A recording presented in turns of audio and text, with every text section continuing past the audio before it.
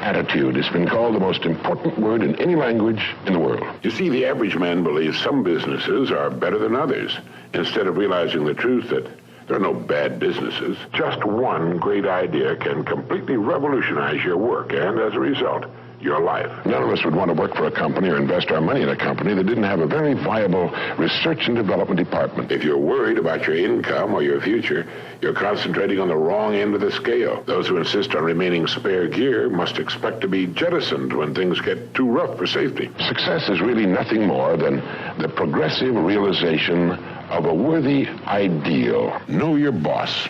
He's the customer. Treat him with the respect, care, and courtesy and humor he deserves. Living successfully, getting the things we want from life is a matter of solving the problems which stand between where we now are and the point we wish to reach. Imagination is everything, and we can become what we can imagine. He was an American radio personality, writer, respected speaker, and author. He's considered to be the dean of personal development. In the early 50s, he was the voice of Sky King and a radio show host with WGN. He's Earl Nightingale, and here are his top 10 rules for success. Attitude has been called the most important word in any language in the world, because it's our attitude toward our world, toward all the people in it, that will determine the world's attitude and all the people's attitude toward us. It's a simple thing. Most of us know it, but we tend to forget it. People will react to us according to our attitude. And our attitude is the greatest gift we can be given. You know, the little creatures of the world were given a wonderful gift by Mother Nature called protective coloring, in which they can blend into their background without being seen. But man was not given this great gift, because man was given an incalculably greater one. Only man has the godlike power to make his surroundings change to fit him, because his environment will change as he changes. A man's environment is a merciless mirror of him as a human being. And if he thinks his environment can stand a little improvement, all he has to do is improve, and his environment will improve to reflect the changing man. There's nothing more pitiful to my mind than the person who wastes his life running from one thing to another, forever looking for the pot of gold at the end of the rainbow, and never staying with one thing long enough to find it. No matter what your goal may be, perhaps the road to it can be found in the very thing in which you're now engaged. You see, the average man believes some businesses are better than others, instead of realizing the truth that there are no bad businesses. There are just those people who don't know enough to see the opportunities in the work they're in. No matter what our work happens to be, it's our business. We're the manager. If there seems to be no future or opportunity in it, it isn't always because it's not there, but perhaps only because we can't see it. I want to recommend that you take just 1 hour a day, 5 days a week, and devote this hour to exercising your mind. Pick 1 hour a day on which you can fairly regularly count. And during this hour every day, take a completely blank sheet of paper. At the top of the page, write your present primary goal, clearly, simply.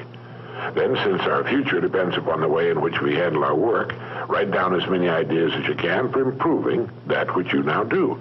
Try to think of 20 possible ways in which the activity that fills your day can be improved. You won't always get 20, but even one idea is good. Now remember 2 important points with regard to this.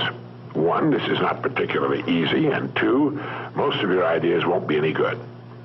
Now, when I say it's not easy, I mean it's like starting any new habit. At first, you'll find your mind a little reluctant to be hauled up and out of the old familiar rut. But as you think about your work and ways in which it might be improved, write down every idea that pops into your mind, no matter how absurd it might seem. Let me tell you what will happen. Some of your ideas will be good and worth testing. The most important thing this extra hour accomplishes, however, is that it deeply embeds your goal into your subconscious mind, starts the whole vital machinery working. And 20 ideas a day, if you can come up with that many, total 100 a week, even if you don't think on weekends. An hour a day, 5 days a week, totals 260 hours a year, and still leaves you 3,740 hours of free leisure time. Now, this means you'll be thinking about your goal and ways of improving your performance, increasing your service, 6.5 full extra working weeks a year. 6.5 40-hour weeks devoted to thinking and planning. Can you see how easy it is to rise above the so-called competition?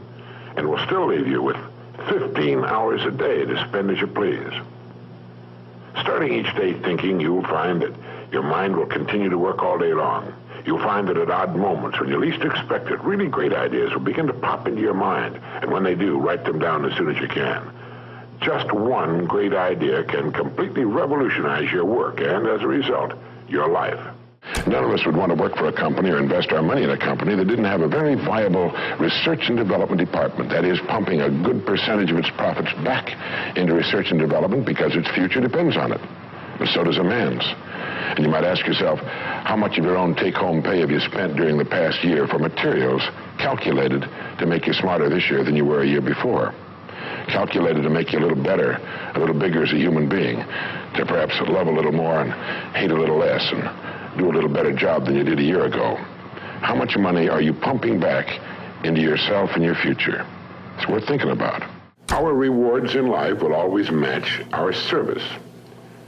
It's another way of saying, as ye sow, so shall ye reap. And it's been written in many ways, in every language on earth. I like to think of this law in the form of a giant apothecary scale. One of the bowls is marked service, and the other is marked rewards. Now, whatever we put into the bowl marked service, the world will match in the bowl marked rewards. If any person alive is discontented with his rewards, he should examine his service. Action, reaction. As ye sow, so shall ye reap. What you put in will determine what you must get back in return. So simple, so basic, so true, and yet so misunderstood. If a business is not expanding to the quick and exciting tempo of the times, it must examine its contribution, its service. If a person is unhappy with his income, he must examine and reevaluate his service. Never before in the history of the world have human beings been so interdependent. It's as impossible to live without serving others as it would be to live if others were not constantly serving us. In thinking of ways of increasing your service, read books on your specialty. Read what others have found to work well for them. But at the same time, think of original and creative ways of increasing your service, ways that are unique with you and the way you are. Each morning and during the day, ask yourself this question: how can I increase my service today? Knowing that my rewards in life must be in exact proportion to my service. Now do this every day and you will have started to form one of life's most valuable habits.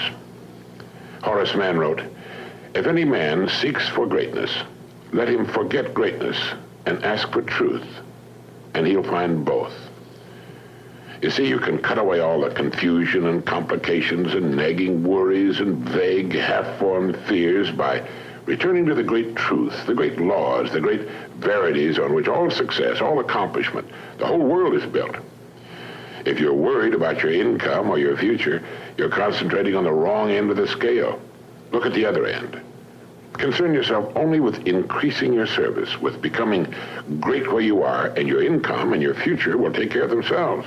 The great steel magnate Andrew Carnegie, when asked the formula for success, answered, "Put all your eggs in one basket, then watch the basket." Let's be frankly realistic.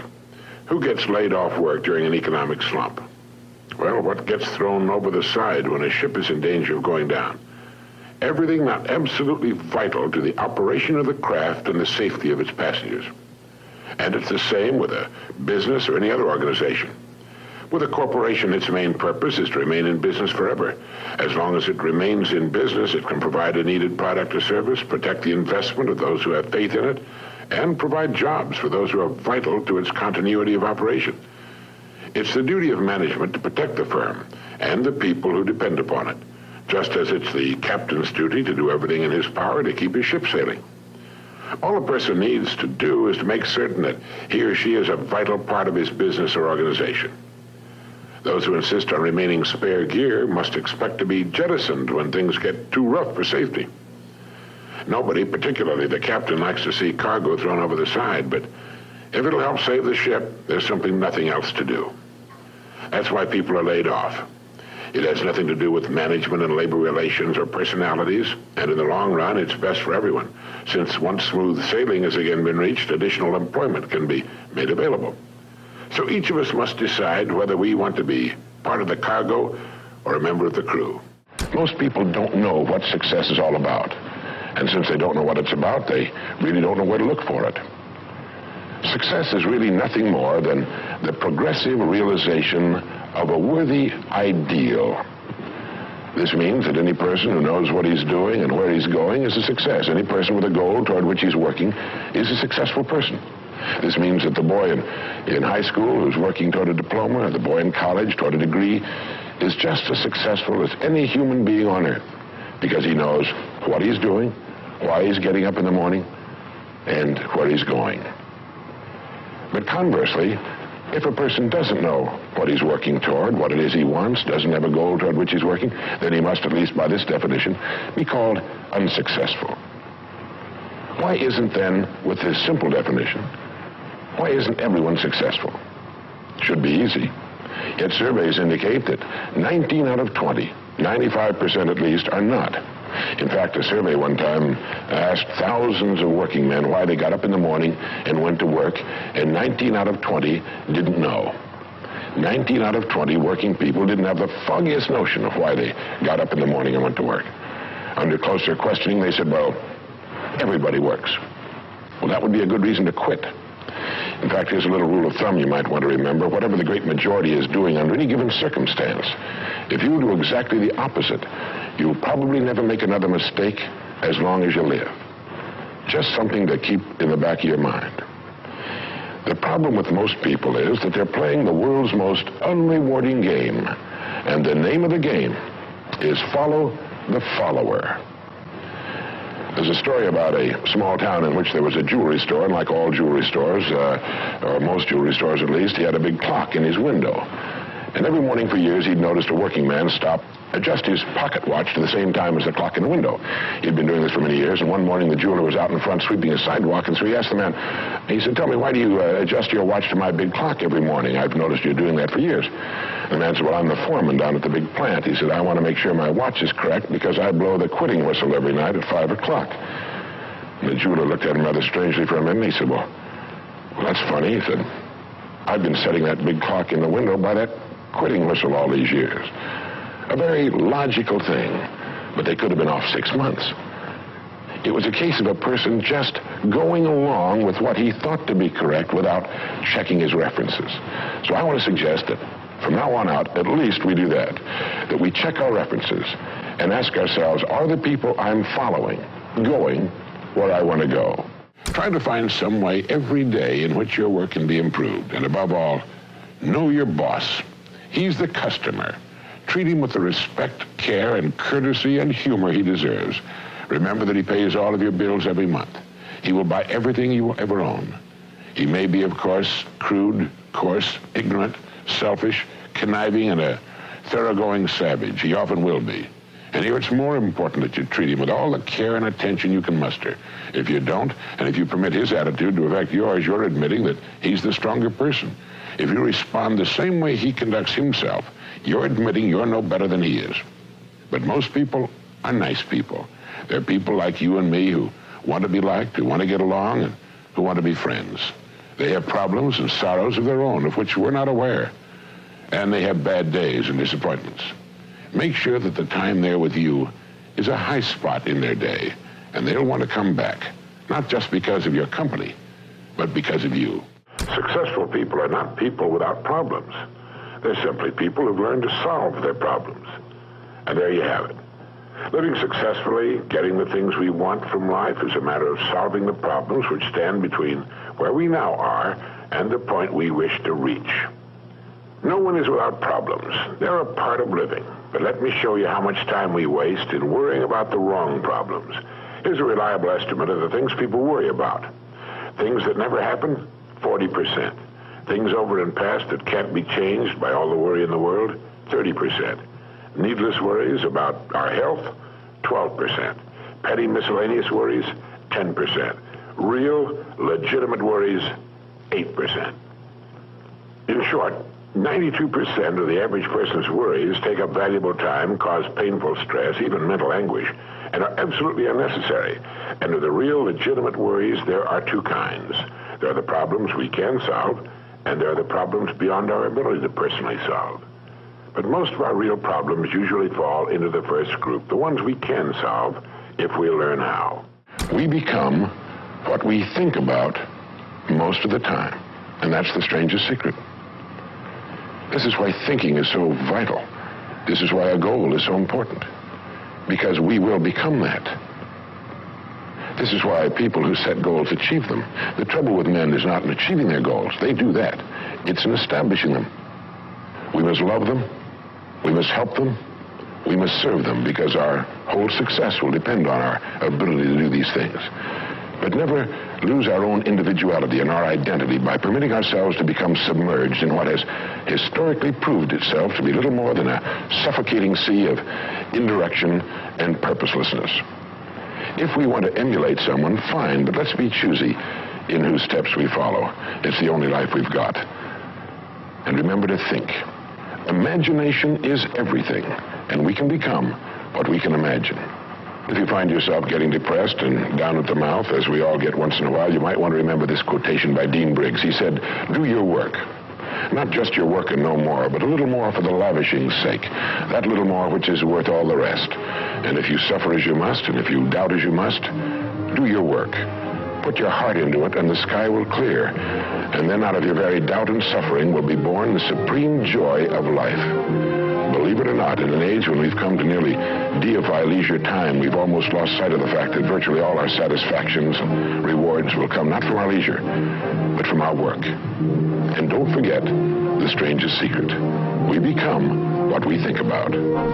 Thank you guys so much for watching. I made this video because Boot Camp Actual asked me to. So if there's a famous entrepreneur that you want me to profile next, leave it in the comments below and I'll see what I can do. I'd also love to know which of Earl Nightingale's top 10 rules meant the most to you, had the biggest impact. Leave it in the comments below and I'll join in the discussion. And one last thing, my personal goal now with the channel is to hit 1 million subscribers. So anything you can think of to help share the video, get it out there, get more people on here, I'd really, really, really appreciate your support. Thank you guys so much for watching. Continue to believe, and I'll see you soon.